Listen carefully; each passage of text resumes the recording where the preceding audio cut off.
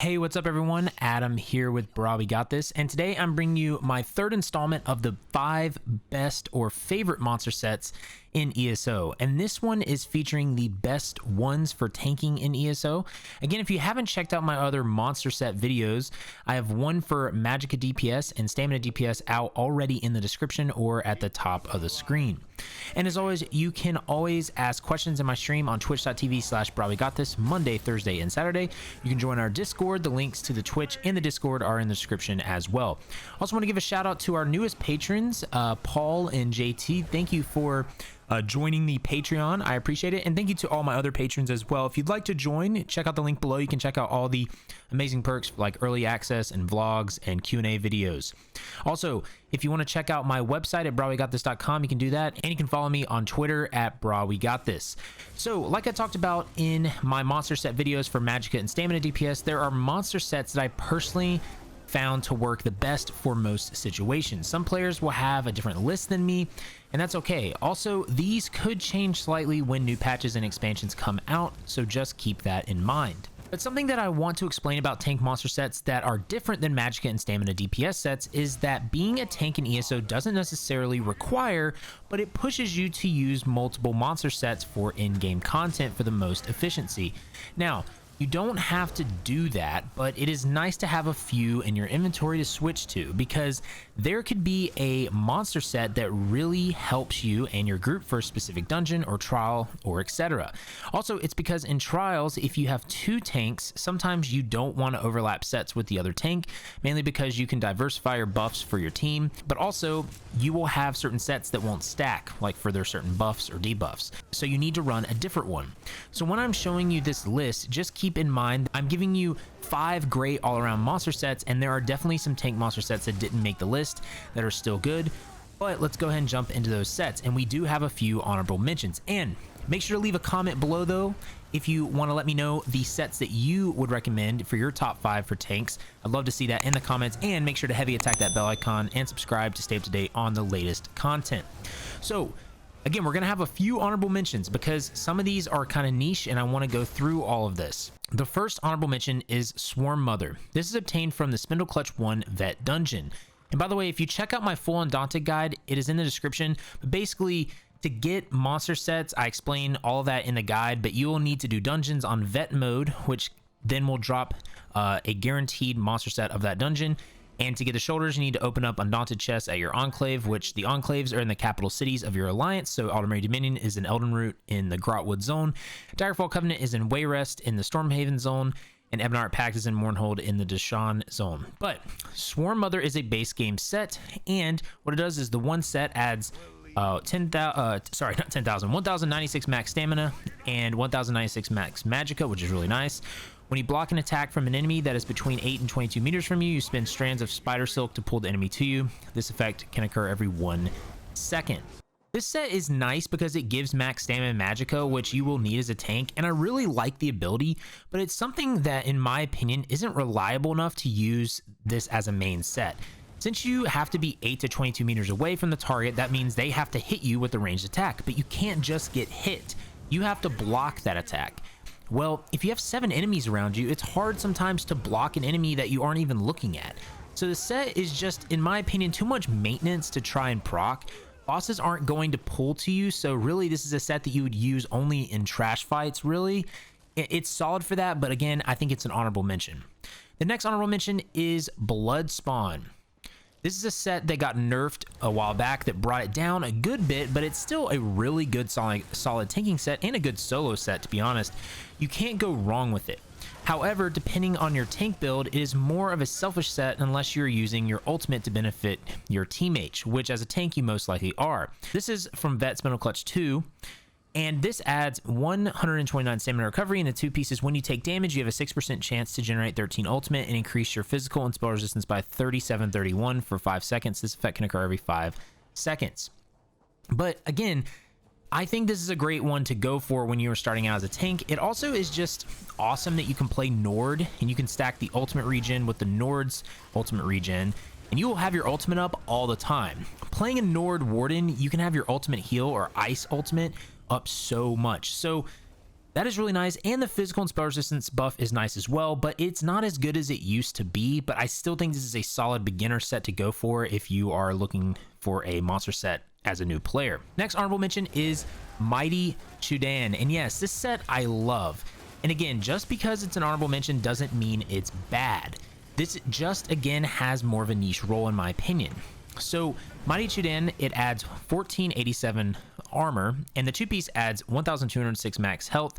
You gain major resolve at all times, increase your physical and spell resistance by 5948. So the reason that this is niche, and by the way, this is farmable in the Ruins of Mazatun Vet DLC dungeon, but the reason it's niche is, yes, having major resolve up all the time is great.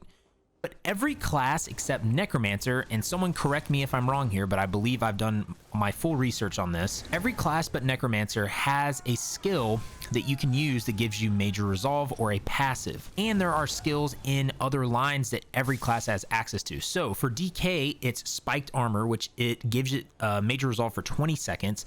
For Nightblade, you have a passive skill called Shadow Barrier, and this gives major resolve. It's not as long as 20 seconds, obviously, but it still gives it to you. Sorks have Lightning Form, which gives you major resolve, and then you can morph it into the other abilities for more abilities in general. Templar has Channeled Focus or Restoring Focus, which gives it. And Warden has a great one as well called Frost Cloak, which is basically the opposite of the spiked armor from the DK line. The easiest classes to gain major resolve on are DK and Warden, in my opinion, because it's up for so long. However, if you're on a Necromancer, you can use Equilibrium from the Mage's Guild skill line, morph it to Balance, and that gives major resolve for 25 seconds. You can also use the ability from the Heavy Armor line, but my point is that major resolve is kind of an easily accessible, buff to obtain. And it can almost be up 100% of the time. So if you find yourself not needing help with that, don't use CHUDAN. If you do struggle keeping that up, then you can use CHUDAN, but that again is your preference, and I think it's not a needed set if you can keep it up all the time. Last honorable mention is TREMORSCALE. This is able to be acquired from Vet Vollenfeld Dungeon. This is base game, and what this does, it adds 1096 max stamina, nice. When you activate a taunt ability on an enemy, you cause a Dune Ripper to burst from the ground beneath them after 1 second, dealing 6,000 physical damage to all enemies within 4 meters and reducing their physical resistance by 2395 for 8 seconds. This effect can occur once every 8 seconds.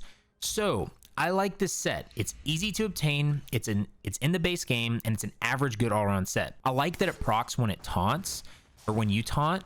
So you can have this up almost every 7 seconds roughly, since taunts last about 15 seconds. If there are more enemies like ad pools and trash mobs, you could have this up basically 100% of the time. And it's nice that it deals damage in an area to all the enemies in that area, and it afflicts them all with reduced physical resistance. I think this is a great support set, and you can't go wrong with this, so I would recommend farming this maybe when starting out, or just using it in the end game if you'd like it. Number 5 is Engine Guardian. This is farmable in Darkshade Caverns 2 Vet Dungeon. What this does, it adds 129 health recovery. And the second piece is when you use an ability, you have a 25% chance to summon a Dwemer automation to restore 550 stamina or magicka, or 1,955 health to you every 0.5 seconds for 6 seconds. This effect can occur every 10 seconds. I like this set because it's not hard to proc. This is something that will be up a lot of the time because you will be using your abilities as a tank, obviously, and it will most likely have a downtime of 4 to 6 seconds. I like that it restores resources only if it's one or the other. It still restores over 6k stamina or magicka and over 20k health. That's a lot of resources. Again, you will only get one of those resources, but to have that up a lot of the time will be amazing. I really, really love this set. Now, on the next set, this set is an alternative to Engine Guardian. I think it's honestly just preference which one you want to use. And I will say Engine Guardian is base game and it's easier to obtain, so you could start with Engine Guardian and work towards this next one, or just keep Engine Guardian if you like it better than the next one I'm going to mention. But the next one is number 4, Stonekeeper. This set again got nerfed, and it used to be higher up on my list, but again, it is not a bad set at all. This is able to be acquired by doing the Frost Vault DLC Vet Dungeon, and what this does is it adds 548 max stamina, 548 max magicka, and 603 max health for the one item, which is just really solid. The two piece is when you block an attack, you gain an enemy charge stack. When you gain 6 charges, you release the energy, restoring 2,480 stamina and magicka and healing for 2,480. After releasing the charges, you cannot regain new charges for 14 seconds. Charges can be accumulated up to once every 0.25 seconds. So this, in my opinion, is just something that takes a long time to set up. I think the sets I'm going to show you later just have better consistent results and benefits teammates a lot more. But for me, this set is nice that it gives resources back, and it gives all your resources back. It's not just one or the other like Engine Guardian. But you need to block 6 times in order for it to proc. Then you can't gain new charges for another 14 seconds. So that, in my opinion, is a long time.